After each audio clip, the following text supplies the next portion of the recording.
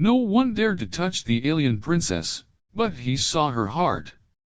What if love could rewrite the laws of biology? What if a human and an alien meant to fear each other chose to bond instead?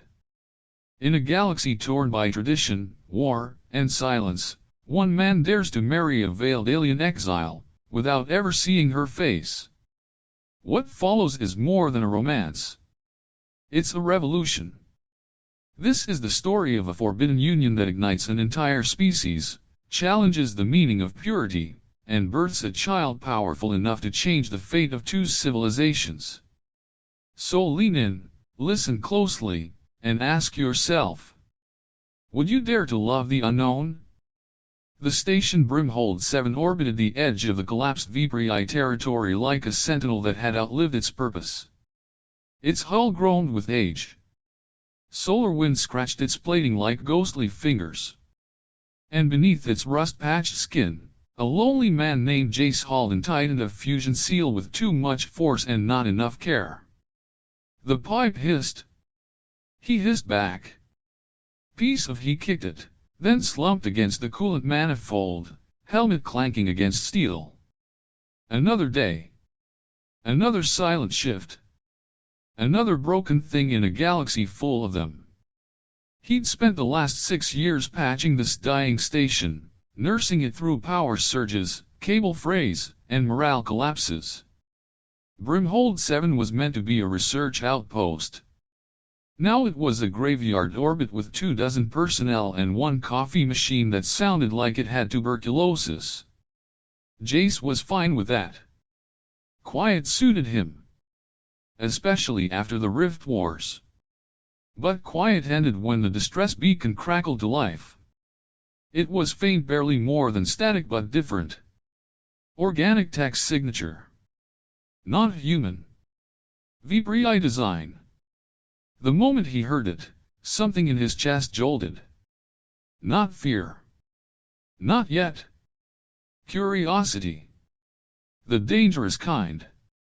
He didn't call it in. Instead, he grabbed his tools, a portable oxygen pack, and took the old docking rig down toward the derelict mining ring where the signal pinged out past the border fence, where salvage was technically illegal, and curiosity killed more than cats. The pod was wedged inside the skeletal frame of an abandoned ring sector. Silver-blue plating, glass-like skin fractured down one side. Viprii biotech, no doubt. Its smooth, liquid-like surface pulsed faintly with an internal glow-dying light. Like a star gasping its last. Through the transparent panel, he saw movement. Jace froze. Inside, curled in fetal position and wrapped in a broken shimmer field, was a humanoid form. Cloaked. Shimmering. Viprii. His breath caught in his throat. His brain screamed, "Call command." But his heart whispered something else. She's still breathing. He opened the hatch. The shimmer field collapsed the moment he touched it. A strange scent like seawater and ozone hit him. The figure twitched. Her cloak flickered, disoriented, then stabilized into opaque darkness. Not a word spoken. No sound at all. But through his mind, like the echo of a song underwater, came a whisper. Don't see me. Don't fear me. Please. Jace staggered back. He'd heard about Viprii telepathy, about how they projected emotion like radiation. But it wasn't power he felt in that voice, it was pain. Deep, raw, lonely pain. Her cloaked head turned toward him. No face visible. No features. Just the glimmer of life inside the veil. And despite every regulation, every war-worn instinct, every scar he carried from the past, he reached in and pulled her out. Back on Brimhold 7, he hid her in his quarters. A foolish, dangerous thing. But that night, as she lay unconscious beneath the heat lamps, her cloak occasionally pulsing like breath, Jace sat beside her. watching, waiting. She looked broken, alone, and something in her still shimmered, even in her sleep. Like a star that refused to go dark. He didn't know her name. Didn't know why she crashed. Didn't know that in saving her, he was changing the course of two civilizations. But in that moment, none of that mattered.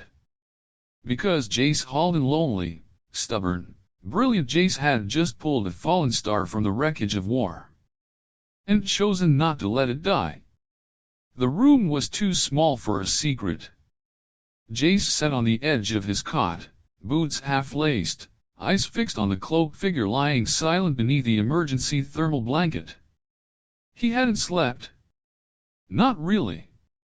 Every time he closed his eyes, he saw flashes of that glow again, the fractured shimmer of her failing pod, the way her body had trembled in his arms, like bleeding from the cracks in her veil. She hadn't stirred once since he'd brought her in. Not a breath out of place. Not a sound. But her presence was impossible to ignore. The cloak that covered her body didn't behave like cloth. It shimmered faintly in waves, responding to ambient light or thought. He wasn't sure. When he moved, it rippled. When he blinked, it held still.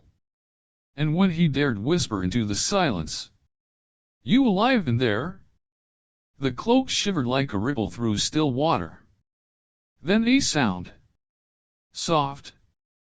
Fragile. Not vocal. Not air. Inside his head. Alive. Yes. Jace jumped to his feet, heart thudding. Okay. Not creepy at all. No response. He took a slow breath. Approached carefully. Do you understand me? Yes. Her thoughts weren't words so much as tones, like someone speaking through music, rising, falling. It felt intimate. Too intimate. Like someone exhaling emotion into your ribcage. He crouched beside her. Your Vibri? A pause. Then, reluctantly. Once. Exile now. Exile? He frowned. Are you hurt? No. System failure. Neural compression. Cloak protected me. Her voice, if you could call it that, was precise but brittle. Like glass pressed too hard. Why didn't you send a rescue ping? No one answers. Not anymore. That hit harder than it should have. Something about the emptiness in her voice mirrored his own. He stood up, stepping back. His quarters were modest, just one bed, one utility sink, a patchy window looking out at a swirling mess of debris and starlight. But now, with her inside it, the space felt tighter. Warmer. Charged. Her cloak flared for a moment as if reacting to his heartbeat. Your thoughts are loud. He grimaced. Sorry, I don't know the etiquette for mind talking. Silence. Then. You are not afraid. That stopped him. He should have been. The Rift Wars had taught humanity that the Vibri were dangerous. That their emotional telepathy had once caused mass panic across fleets. That touching one could result in neurological feedback loops. That their beauty was a mask. That they were better left extinct. But none of that felt true now. She was broken. Fading. Fragile. He crossed his arms. Are you going to hurt me? A pause. No. Then no. I'm not afraid. Her cloak pulsed faintly. Strange. Yeah, I get that a lot. He turned to the panel on the wall, adjusting the heat cycle. He had 1,000 questions and no clue where to start. Why had she been in that pod? Why here? Why him? And why the hell was he hiding her? Because it felt right. Because she felt real in a way nothing had for years. You should have turned me in. He blinked. You read that. Felt it. He glanced over his shoulder. Her body hadn't moved, but the air around her had shifted. As if his guilt stirred the molecules themselves. Why didn't you? He swallowed. You were falling, he said finally. And I've been falling for a long time. Figured maybe it was time someone caught something. The silence that followed wasn't empty. It was full. Full of emotions she didn't speak. Regret. Weariness. A flicker of something softer. Then her cloak glimmered, and for one instant, he saw light beneath it. A glow. Not violent. Not weaponized. Loneliness. Jace turned away before it overwhelmed him. No contact protocol meant distance. He wasn't good at that. But some part of him already knew. This was no longer about protocols. Space doesn't scream when it breaks. It hisses. The kind of hiss that makes every trained instinct in Jace Halden's body go rigid. He was halfway through a diagnostics run in Subdeck C when the sound slithered through the ventilation shaft, sharp, narrow, unmistakable. He didn't need to scan to know what it was. Atmospheric breach. External hull. Minutes to seal, or someone dies. He dropped the tablet and bolted. The old station groaned around him as pressure loss tripped localized alarms. Red strobes blinked through the lower corridor like warning eyes. Somewhere above, a drone whirred to life, but it was too far, too slow. He reached the breach point just as the emergency shutter jammed. Of course. He swore under his breath and yanked open the manual override panel. Frost was already blooming across the wall, spidering outward with every second. A hair-thin crack had formed in the outer wall, too small for full rupture, but wide enough to kill someone. If they were already weak, already recovering. Sael. He sprinted back toward his quarters, lungs burning. When he reached the door, he slammed his palm on the panel. The seal hissed open, and the moment he stepped in, his breath caught. Sael stood upright. Her cloak shimmered chaotically, flickering between opacity and transparency, as if her body were fighting it. Light leaked through cracks in the pattern. Not white, not gold, something in between. Something alive. And her head turned sharply as he entered, as if she had felt him coming. Danger. You're leaking. Yeah, thanks for the update, he muttered, trying to stay focused. I need your help. The hull breach is growing. I need another set of hands. I cannot leave this room. Says who? The cloak. The light. It will reveal me. He took a step toward her. She flinched, not in fear but in restraint. He could feel it now, more than hear it. The effort it took her not to reach out. Not to fall apart. Screw the cloak. This station's barely holding together. I need you. Her voice trembled. If I touch you, if the field fails, then we deal with it. And with that, he grabbed her hand. Her fingers were cool, almost slick, like mist turned into skin. And the moment they touched, his mind expanded. Not like speech. Not like data. It was emotion. Raw, unsorted memory. Grief. Isolation. Wonder. Hope. She gasped, physically this time, and staggered. Jace steadied her with both hands. I've got you, he said, voice low. Let's go. They worked side by side, fast and silent, beneath the failing light of the corridor. She moved differently now, fluid, precise. Her fingers danced across his tools like she'd memorized their purpose through his thoughts. When he turned a bolt, she reinforced the pressure from the opposite side without needing instruction. It was surreal. Like working with someone who already knew him. Because now she did. Their bond hadn't broken. Whatever had started with a whisper was now open air between them. Not just words. Feelings. Fear. Urgency. Determination. And something strange that crackled like static in his chest whenever he looked at her. They sealed the crack with moments to spare. When the final patch cooled and the alarm silenced, Jace slumped against the bulkhead, lungs burning. Sael didn't speak. Her cloak dimmed, retreating into a muted shimmer. But beneath it, he could still see her faint glow. We merged. His brow furrowed. What does that mean? Contact, created resonance. Emotional bleed. I know you now. Parts of you. He swallowed. Yeah. I felt it too. She hesitated. Are you afraid?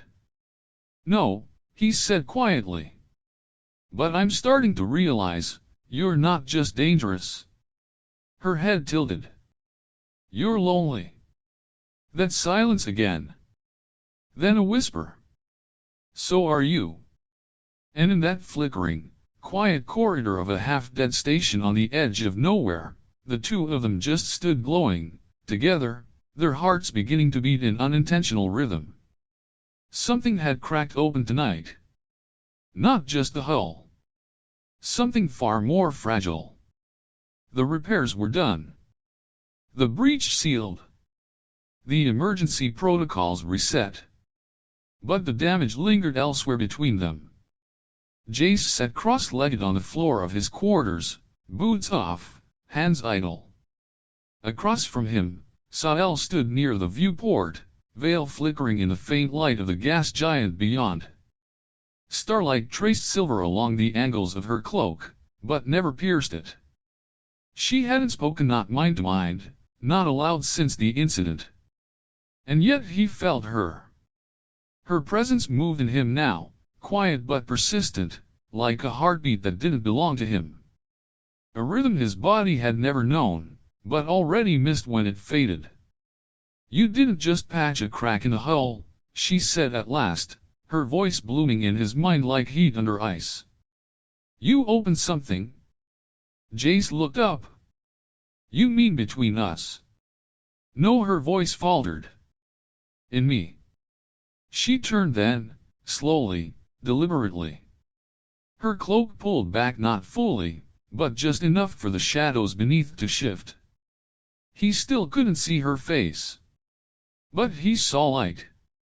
A pale blue glow along the inside of her arm. A pulse. A second heartbeat. And then he realized.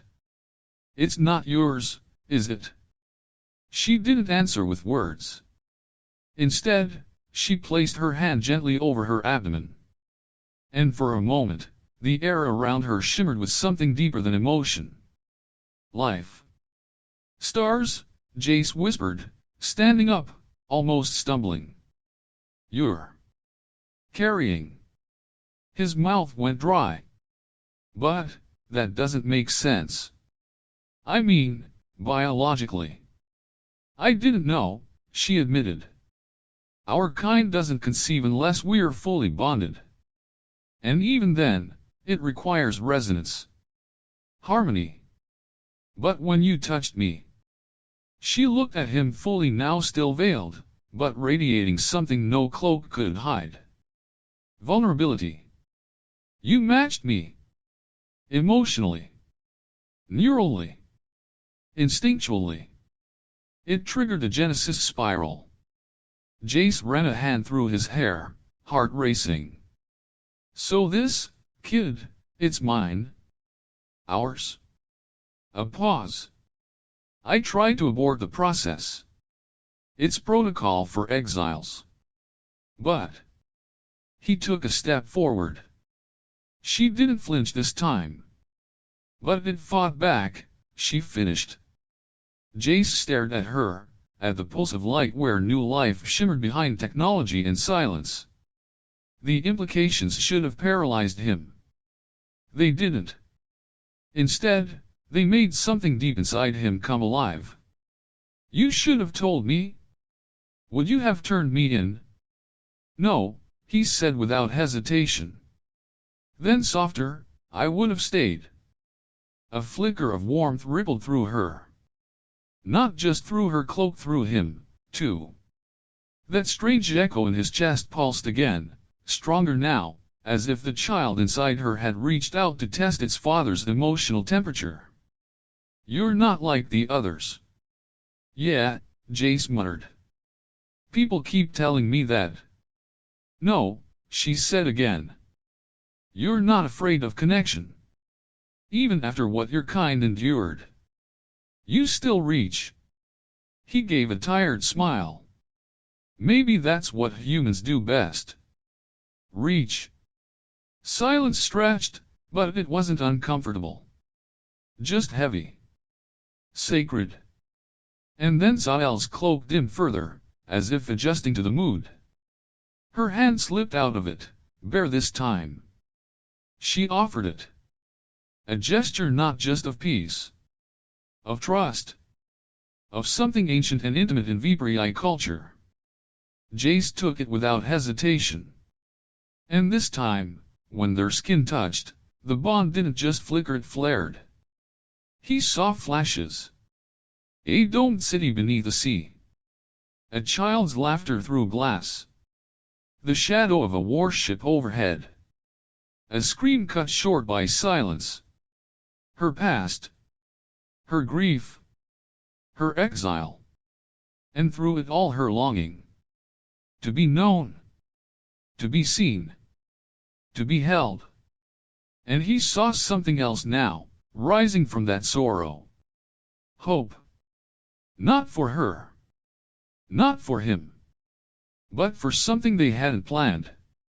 For someone. A child born of opposite worlds and impossible chances. Jace pulled her hand to his chest. I don't know what this means, he said, voice low. But I'm in. In what? In whatever this is. Us. The baby. The fight that's coming. Sael tilted her head slightly, light blooming along her fingers where they touched him. There's always a fight coming. Jace nodded. Then let's win this one together. Outside the viewport, the stars spun on, uncaring. But in that room, on a forgotten station orbiting the edge of an empire's fall, a new universe had begun to form. It began with silence. Not the awkward kind. Not the tense or broken kind. The kind of silence that only exists between two people who have passed the point of pretending. The lights in Jace's quarters were dimmed to a soft amber. Outside, a dying star shed golden rays across the curve of the viewport, bathing the floor in soft shadows. Sael stood in the middle of it, the faint lines of her shimmer cloak still drawn tight, but trembling like it knew what was coming. Like she did. They hadn't spoken since the touch. The moment when her hand met his chest, and something deeper than thought sparked between them. He could still feel it her. Not just in his mind now, but in his body. Like a memory he hadn't lived through. Like a song still ringing in his ribs. She turned to him slowly. Do you want to see me? Jace's breath caught. I want to know you, he said carefully. Not just with my mind. With my eyes. With all of me. She nodded, almost imperceptibly. Then reached for the clasp at her throat. The shimmer field flickered. Faded. Dropped. And Jace saw her. She was otherworldly. Her skin was translucent glass-like, but strong. Beneath it, rivers of bioluminescent light pulsed gently, like veins made of stardust. Her eyes were vast, glowing pools of amethyst and opal, shifting with every breath she took. Her lips were silver-edged. Her face shimmered with emotion, color and light bleeding through in waves he couldn't interpret but instantly felt. And she was beautiful. Not in a human way. Not in a way he could explain. But in the way galaxies are beautiful from a distance, terrifying and impossible and right. He couldn't speak. But he didn't need to. Sael stepped toward him, one barefoot at a time, until they were only inches apart. "You're not recoiling?" "No," he whispered. "I'm afraid if I blink, you'll disappear." She smiled softly. The lights in her skin bloomed brighter at the corners. "This is me, Jace Halden. No armor. No cloaks. Just who I am." He raised his hand, slowly. Let it hover beside her cheek. "May I?" She nodded once. His fingers brushed her skin, and a pulse of warmth shot through him, alive, electric, magnetic. Her breath hitched. A soft shimmer rose up along her arm, as if his touch triggered 1,000 silent fireflies to dance inside her. "Your resonance, it matches mine." "I've never matched with anyone," he murmured. "Never even been close." She leaned in, her forehead against his. Their shared breath became a rhythm. Their shared stillness, a heartbeat. And when she kissed him, it wasn't heat that rushed through him. It was light. Bright. Brilliant. Pure. Her lips were cool and soft, tinged with static. Their connection surged until it overwhelmed language. He felt her past, her grief, her exile, her ache to belong, and she felt his, the war, the loneliness, the years of being the last one awake in a sleeping world. But beneath all of that, something new. Desire. Curiosity. Hope. Her hands moved to his shoulders. His arms wrapped around her waist. Where they touched, her glow deepened, pulsed, echoed into him like a second heartbeat, this time not hers, not his. Theirs. She pulled back just far enough to breathe. Her eyes glowed brighter than he'd ever seen. "Your touch changes me." "So does yours," he said hoarsely. "In every way that matters." They kissed again. This time longer. Deeper. The glow between them rising until the room itself began to softly flicker, the walls catching their rhythm, their bond. They didn't speak after that. They didn't need to. They just moved together slowly, reverently, like explorers on sacred ground.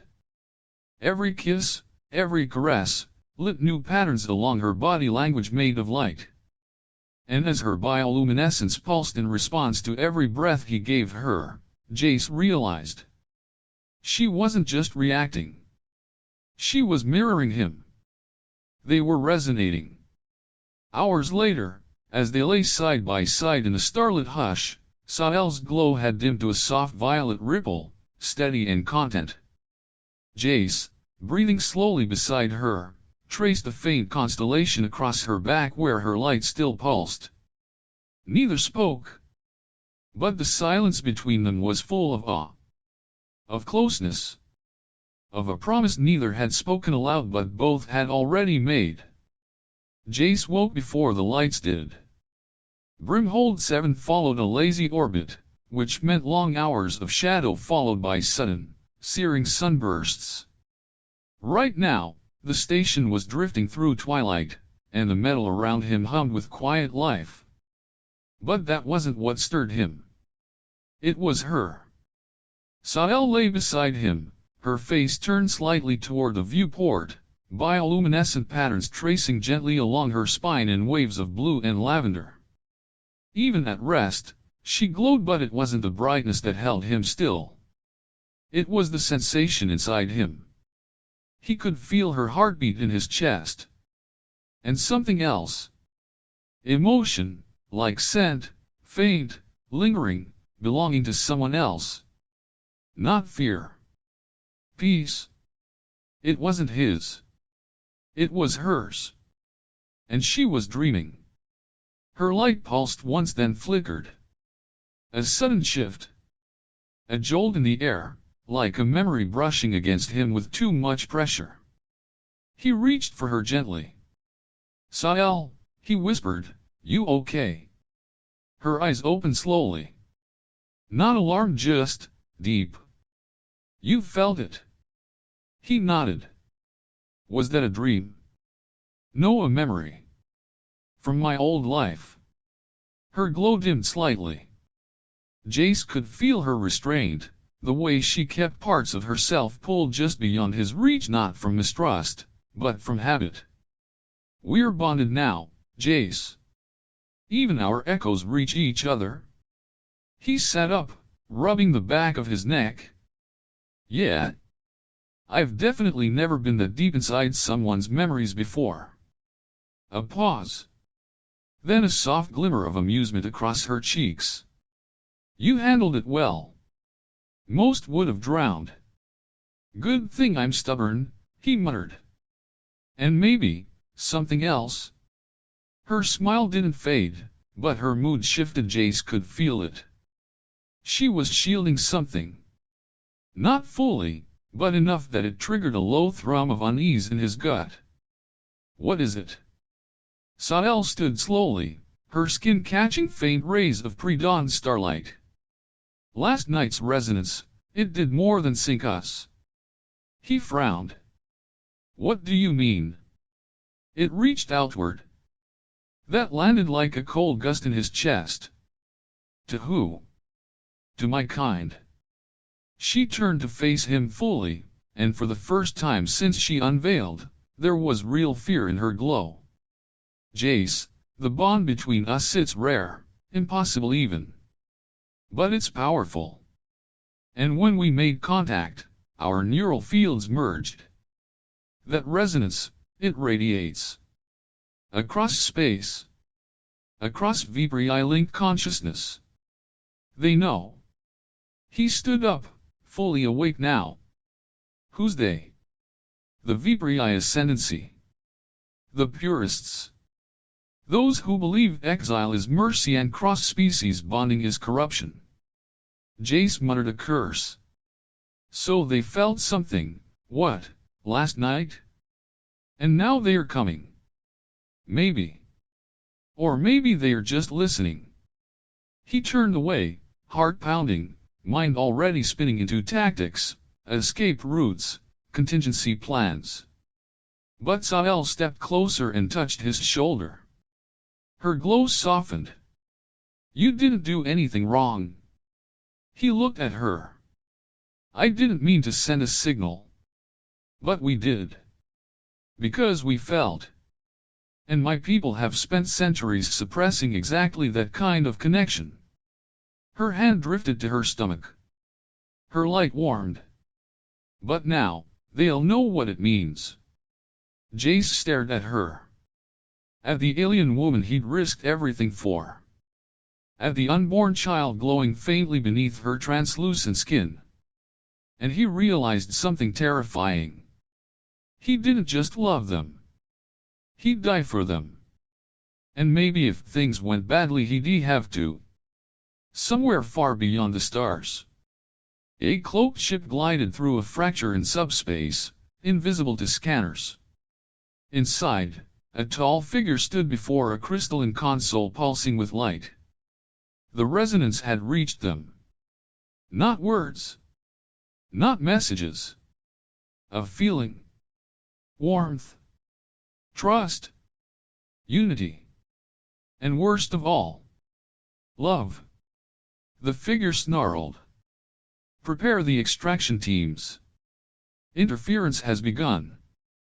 The knock wasn't a knock. It was a code. 3 pulses through the bulkhead. A hesitation. 2 more. Station security. Jace felt it before he heard it. His instincts, sharp from years of crawling through dangerous systems and half-dead machinery, screamed wrong. His hand slipped to the emergency panel beside his bed. Sael's eyes snapped open across the room. Her glow brightened instinctively, not from fear, but alertness. She'd felt it too. Their bond didn't need translation anymore. They're here. Jace nodded. Stay out of sight. I'll stall. He stepped into the corridor, bare-chested and still carrying the heat of sleep, trying to look like just another off-duty tech. But Lieutenant Graven was already waiting, flanked by 2 guards. Eyes like ice, voice like rust. Engineer Halden. You're needed on the bridge. Kind of early for a work call, isn't it? Commands orders. No delays. Jace forced a tight smile. Let me throw on pants that don't have sleep in them. But he already knew. They'd felt the echo. Someone had triangulated a surge of unfiltered VPRI resonance coming from Brimhold 7. And that meant Sael's time in hiding had just ended. The bridge was lit like a war room. Screens scrolled in endless streams of data power signatures, energy readings, communication pings. But all attention was focused on one hologram suspended above the central table. An incoming vessel. Cloaked. VPRI design. Not a refugee ship. Not a merchant cruiser. A purist enforcement carrier. It hovered at the edge of Brimhold's sensor range, silent, unmoving. Too close to ignore. Too far to trust. Graven gestured to it. Explain, Halden. Jace's stomach turned. I work maintenance, not military intelligence. The signal came from here. 48 hours ago, an emotional resonance burst, VPRI in origin, rippled through 3 decks. It matched patterns classified from the Riftfall archives. He swallowed hard. That could have been interference. This station's half-analog. Graven stepped closer. We know it wasn't a station. And we know it wasn't accidental. If you know anything about who or what sent it, now is your chance. The silence that followed wasn't his own. It was Sael's. He could feel her, even from here. Her breath. Her heart. Don't betray yourself to protect me. Too late for that. Jace raised his chin. No idea what caused it, sir. Could have been a systems surge. Could have been a solar flare. Graven stared at him. For a moment, it was just tension and silence. Then, you're lying. Jace didn't respond. He didn't need to. Back in his quarters, Sael was already standing by the viewport, her cloak activated again, but glowing faintly beneath it. Her expression unreadable, but her presence flooded his thoughts like starlight through cracked glass. They know, he said. They are not even hiding it. They'll come for the child. His gut twisted. They think you're a threat. I am. I broke protocol. I bonded outside species. I carry an impossible hybrid. I am everything they fear. She turned to him then, veil drawing back. Her light was no longer just calming, it was furious. Not wild. Controlled. But they're too late. The bond is sealed. The child is strong. Jace crossed to her in 2 steps, took her hands. You don't have to face this alone. I never expected to face anything else. Well, he said, voice low and steady, get used to disappointment. They stood in silence for a beat. Then Sael's hands drifted to her stomach. Her light shimmered gently, as if their child were listening. We have to leave the station. Agreed. I know a back route through the service ducts. Gets us to Dock C undetected. Will your people help? He hesitated. Then, some of them. Not all. But we don't need everyone. We just need each other. Sael's bioluminescence pulsed. Then let's run. But as they moved through the station's underbelly, quiet, coordinated, bonded by instinct and urgency, Jace couldn't shake the feeling in his chest. The purest ship hadn't moved. Not yet. It was waiting. And something told him. The real pursuit hadn't begun. Not yet. The hangar bay smelled of cold metal and fear. Jace crouched beside the maintenance terminal, fingers flying across the ancient touchscreen interface. The old fighter transport turn-class shuttle was barely space-worthy, but it had one thing going for it. A stealth-grade hull from the Rift Wars. The irony wasn't lost on him. Hypercores online, he muttered. Navigation's half-deaf, but I can fly us blind if I have to. You've flown blind before? Sael's voice came from behind him, calm, steady, but humming through their bond like stormlight. That's how you found me? He looked over his shoulder. She stood near the ramp, veil retracted again, luminous and bare in the harsh white floodlights. Her presence filled the hangar like music, subtle, dangerous, alive. And yet something about her glow had shifted. Brighter. Sharper. Like a blade being drawn. Yeah, Jace said, but that was a controlled fall. This is a leap into a burning sky. Then we leap together? He opened his mouth to answer, then froze. His bond with Sael flared like a struck chord. Hot. Urgent. She felt it too. They turned at the same time. And saw the door open. 6 armed officers stood there. Graven among them. And beside him. A towering figure wrapped in black and violet robes, skin like polished glass and glowing silver eyes devoid of warmth. A VPI purist. Sael's entire body tensed. High Enforcer Velrith. The name struck something cold in Jace's stomach. He stepped in front of her instinctively. Graven raised a hand. Step away from the alien, Halden. You're in violation of interstellar law and multiple codes of contact. Jace didn't move. Velrith stepped forward. His voice, when it came, was musical, beautifully hollow. You carry corruption within you, Sael Quarren. Your body, your bond, your child, a deviation from purity. Jace's fists clenched. Funny. Doesn't feel like corruption. Feels like connection. Velrith didn't even blink. You broke our boundaries. Betrayed our evolution. You polluted your line. I saved it, Sael said sharply, her glow flaring. Our people are dying inside sterile bloodlines. Your so-called purity is extinction. Velrith turned his gaze on Jace. And you? The human? The spark? Do you know what you've done? Jace met the purist's gaze and stepped closer. I loved someone you discarded. I bonded with someone you banished.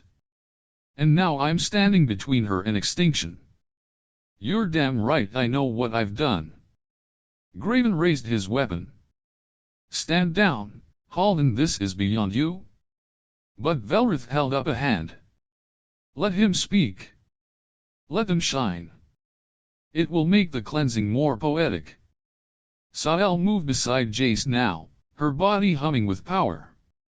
Her light pulsed outward, brushing against Velrith's presence, and for the first time, the Enforcer winced. You feel it, don't you? She whispered. The bond. The child. The potential. An abomination. A miracle. Velrith hissed, his glow flaring black at the edges. Jace stepped forward, arms spread not in surrender, but in challenge. Go ahead. Kill me. You'll just prove everything Sael said was right. That your fear is stronger than your truth. Velrith lunged. But he never reached them. The glow from Sael exploded. A radiant burst of violet and gold light surged out from her body, fueled by emotion, by bond, by life. It rippled through the hangar like a psychic shockwave. Lights shattered. Metal groaned. The soldiers staggered back, clutching their heads. Only Jace stood firm. Because the resonance passed through him, not at him. He was part of it now. When the wave faded, Velrith was on one knee, dazed and gasping, his cloak in tatters. Sael stood above him, eyes glowing like the heart of a nova. This is what we are? Not less. Not broken. Not impure. We are evolution. She turned to Jace. And you, my bonded one. She placed his hand over her stomach, where her glow had intensified, pulsing in sync with something deeper. Are now part of us. The guards backed away, afraid. Not of violence. Of change. Velrith vanished in a shimmer of black light, retreating through teleport tech laced with shame. Graven lowered his weapon slowly. He didn't speak. He just stepped aside. Because some things were bigger than law. Jace and Sael entered the shuttle in silence, hands linked, the glow between them steady and warm. As the ship launched from the hangar and soared into the void, Jace glanced over at her. You just declared war on your entire species, he murmured. Sael smiled softly. No, I just declared we deserve to survive. The stars blurred past the shuttle's viewport, a ribbon of fractured light against the black. The ship's aging hyperdrive groaned beneath their feet, but it held. So did they. Sael sat in the co-pilot's seat, eyes closed, fingers splayed gently across her belly. Light pulsed from her palms in quiet waves, soft, rhythmic, steady. Soothing. She's calming us, Sael said softly. Jace, strapped in beside her, glanced over. The baby. She nodded. Her resonance is already stabilizing. She's syncing our emotional output and radiating it back. It's instinctive. Jace blinked, trying not to be amazed. She's not even born yet. She's half you. Human adaptability. The rest? Sael smiled faintly. Is Vipri. But free. They drifted in silence a moment longer, wrapped in the hum of the ship and the glow of something greater than themselves. Then the COMM light flickered. Jace leaned forward. Inbound signal. Unregistered frequency. No origin tag, the AI droned. But the voice that came through next was very much alive. To the bonded pair aboard the Turn-class shuttle, you are not alone. Sael's breath caught. Her glow sharpened. That voice. Another message followed. We felt the resonance. Across the outposts. Through the ancestral codex arcs. Something ancient stirred when your bond flared. You are not the threat they claim. You are the bridge. Jace stared at Sael. Codex arcs. Data vaults. Memory sanctuaries seeded throughout Vipri space. I thought they were offline, destroyed during the Rift Wars. Apparently not. Another pulse from the COMM system. A visual this time. The screen lit with a soft, diffused image, a Vipri woman, older than Sael, her glow delicate but pure, like a candle in deep water. I am Counselor Verena. We've been watching. Waiting for a sign that our people could evolve without losing themselves. Your child, is that sign? Sael's voice shook. Your ascendancy. Once, we were scholars. Guardians of bioluminal truth. Cast aside for suggesting that emotional resonance was not corruption, but potential. Jace leaned in. So you're saying, you're on our side. We are on the side of survival. Of balance. Of rebirth. If you can reach us, we can protect you. And we can help you reach others like us. Your resonance is the key. The signal flickered again, but not from interference. From distance. From urgency. You must cross the rift. Sael paled. Even her light dimmed. The HFY rift is unstable. A collapsing subspace canyon surrounded by debris fields and magnetic storms. Jace's pulse quickened. How far? 3 jumps. You'll need to evade purist patrols. But if you make it, everything changes. The screen cut to black. A single coordinate string remained. Sael exhaled slowly. They are giving us a chance. More than a chance, Jace murmured, they are giving us a way forward. He looked down at her hand, still resting on her belly, the light beneath it now shining brighter than ever before. Meanwhile, on a HFY outpost orbiting the dying moon of Inarth, whispers spread through the halls of forbidden libraries. Images from Brimhold. Light bursts. Heartwave patterns. The first true bond in recorded history between human and HFY. Unfiltered. Unmanipulated. Unstoppable. For the first time in centuries, the scrolls of unity were reopened. The ancient phrase etched in bioluminescent script at the center of the chamber now shimmered with resonance. What we love, we become. Back aboard the shuttle, Jace turned to Sael. You ever flown into a rift before? No. You afraid? Only of losing you? He took her hand. Then we don't lose. Not now. Not ever. The coordinates burned on the screen. And together bonded, defiant, and glowing with impossible life, they angled the shuttle toward the rift. Toward the place where fear ended. And something new would begin. The HFY rift opened before them like a wound across the stars.